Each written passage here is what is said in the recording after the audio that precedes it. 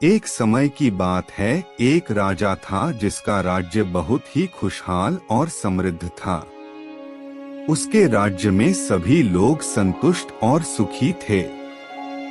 लेकिन राजा के मन में एक चिंता थी। उसे लगता था कि उसकी प्रजा कुशल सिर्फ उसकी शासन की वजह से है, और वह समझना चाहता था कि अगर वह ना होता तो क्या उसकी प्रजा जा खुश रहती।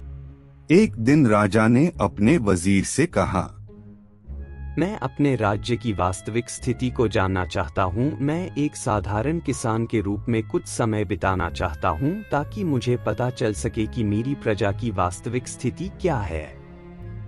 वजीर ने राजा की इस इच्छा का समर्थन किया और योजना बनाई। अगले दिन राजा ने साधारण किसान के बेस में अपनी यात्रा शुरू की। उसने अपने राज्य के विभिन्न गांव का दौरा किया।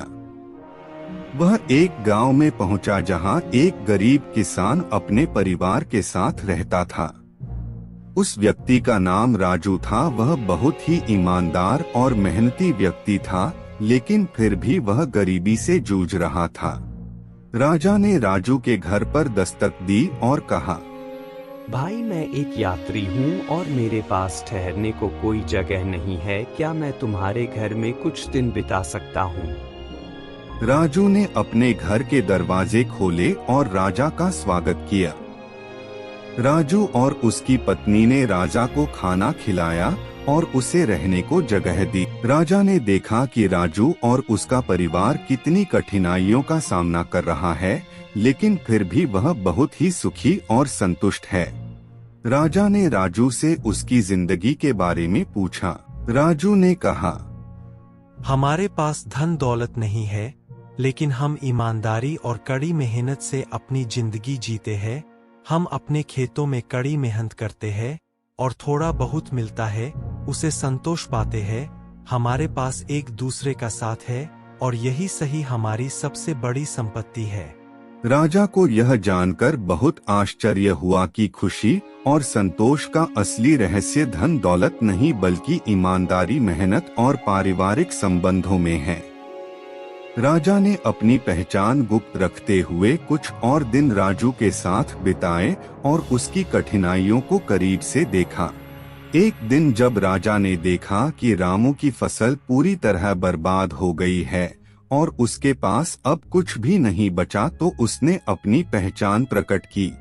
राजा ने राजू से कहा, राजू, मैं तुम्हारा राजा हूँ। मैं तुम्हारी ईमानदारी और मेहनत देखी है। अब मैं तुम्हें कभी भी किसी चीज की कमी नहीं होने दूंगा। मैं तुम्हें अपने दरबार में एक महत्वपूर्ण पद देना चाहता हूँ। राजू ने राजा का धन्यवाद किया, लेकिन उसने कहा, महाराज, मैं एक साधारण किसान हूँ और मुझे अपने जीवन और अपनी मेहनत से प्यार है। आपके दरबार में काम नहीं कर सकता, लेकिन अगर आप मेरी मदद करना चाहते हैं तो मेरे गांव और मेरे जैसे अन्य किसानों की मदद करें ताकि हम सभी अपनी मेहनत से अच्छा जीवन जी सके। राजा ने राजू की बात मानी और अपने राज्य में कई सुधार किए। उसने किसानों के लिए नई नई योजनाएं बनाई, उनकी कठिनाइयों को समझा और उन्हें आवश्यक संसाधन उपलब्ध कराए। धीरे धीरे राज्य में नया विकास और राज्य कुशल हो गया। इस तरह राजा ने समझा कि असली सुख और संतोष ईमानदारी और मेहनत में है।